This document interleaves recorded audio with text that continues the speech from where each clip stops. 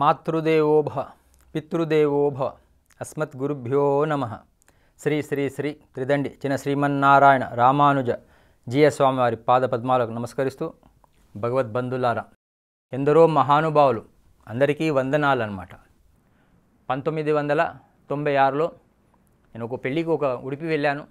అక్కడ అనుకోకుండా ముంబై నుంచి మా వదిన గారు వస్తే ఆమె జాతకం చూస్తూ ఉంటుందన్నమాట. చేతులు చూస్తూ ఉంటుంది. చూసి మా తమ్ముడు చేతులు చూసి, సముద్రంలో చేపలు ఎట్లో నీకు అట్లా డబ్బులు వస్తాయి అని ఆయనకు చెప్తుంటే విన్నా అనమాట. నాకు ఏదో ఆశ కలిగి నేను కూడా చేయబెట్టాను ముందు తీసుకెళ్ళి. నీ చేతిలో గీత లేదయ్యా, నీ జీవితం చాలా కష్టమైంది అని చెప్తే నాకు కొంచెం బాధ అనిపించింది. ఎందుకంటే తమ్ముడికేమో సముద్రంలో చేపల్లాగా డబ్బులు వస్తాయంట, కానీ నా చేతిలో మాత్రం గీత లేదని చెప్పింది. కొంచెం బాధగా, వయసు చాలా చిన్నది నాది, బాధపడుతూ ఆ బావి దగ్గర కూర్చున్నాను. బెంగళూరులో శ్రీమతి కుసుమ భట్ గారు అని ఉంటారు, మా కజిన్. ఆమె వచ్చి, నువ్వు విష్ణు సహస్రనామం చదువు అన్నది. కరెక్టే, అది చదువుమన్నారు, కానీ ఎట్లా చదవాలో నాకు తెలియదు కదా అని అక్కడ దేవుడి గదికి వెళ్తే ఆ ఇల్లు మంచిది కాబట్టి అక్కడ విష్ణు సహస్రం పుస్తకం దొరికిందండి.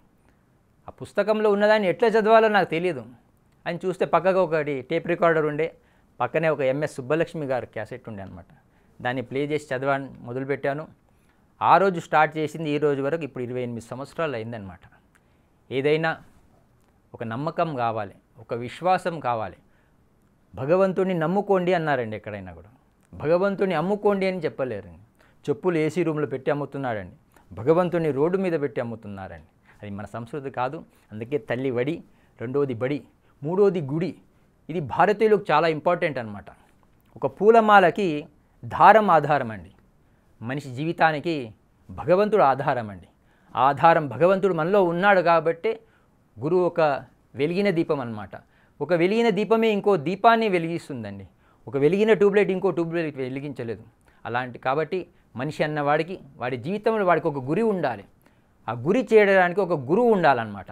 అందుకే గురుర్బ్రహ్మ గురుర్విష్ణు గురుదేవో మహేశ్వర గురు సాక్షాత్ పరబ్రహ్మ తస్మై శ్రీ గురవే నమః అన్నారు. గురువుని ఎవరైతే సేవలో ఉంటారో, గురు సేవలో, వాళ్ళ జన్మ సార్థకం అవుతుంది. ఆ మధ్య నేను ఆధ్వాని ప్రవచనానికి వెళ్తున్నానండి. అక్కడ ఒక గోడ మీద ఒక బంగారం కొట్టైన షాప్ మీద రాసి ఇచ్చాడు, డబ్బులు ఏమీ ఊరికే రావు అని. నేను చాలామందికి చెప్తుంటాను, డబ్బులు ఊరికే వస్తాయండి, జీవితం ఊరికే రాదండి. మనిషి జన్మ పుట్టాం, 84 లక్షల జీవరాశుల తర్వాత మానవ జన్మ. ఆ జన్మ సార్థకం కావాలి అంటే ఏదో ఒక గురువు దగ్గర వెళ్ళి సేవ చేయాలన్నమాట. నేను చేస్తున్నాను కాబట్టి మీకు చెప్తున్నాను. మథురలో సాధ్వి ఋతంబర అని ఉంటారు. వాళ్ళు చిన్నప్పుడు చాలా పేద కుటుంబం అన్నమాట.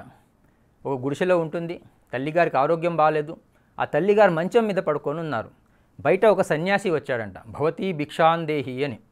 ఆ మంచం మీద ఉన్న తల్లి ఆ పాపకు చెప్పిందంట, అమ్మ, ఇంటికి వచ్చినవాడు ఎప్పుడు ఖాళీ వెళ్ళకూడదు, ఏదైనా ఇచ్చి పంపి అన్నదంట.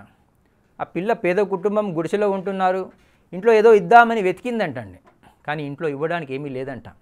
ఆ చిన్న పాప వచ్చి మళ్ళీ తల్లిని అడిగిందంట, మంచం మీద ఉన్న తల్లిని, అమ్మ, ఇంట్లో ఇవ్వడానికి ఏం లేదమ్మా, ఏం చేయమంటావమ్మా అని. ఆ మంచం మీద ఉన్న తల్లి ఆ పాపకు చెప్పిందంటండి, ఆ భూమిలో ఉన్న మట్టిని తీసి దానం చేయని నేర్పించిందంటండి.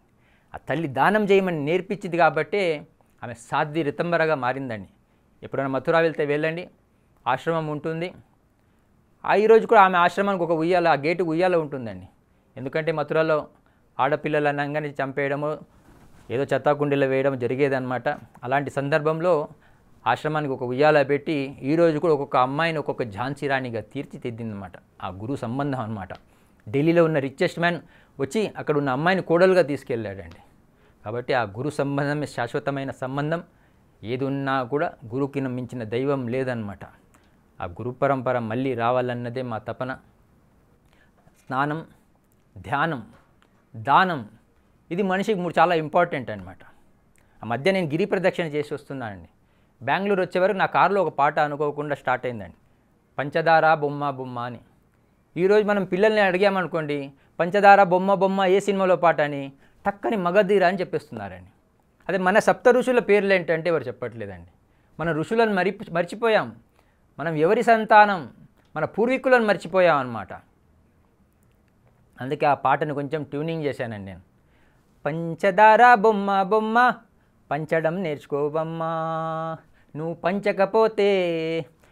పంచకపోతే వృథా ఈ జన్మ, పెంచుతుంది జీవితాన్నమ్మా, పంచడం నేర్చుకోవమ్మా.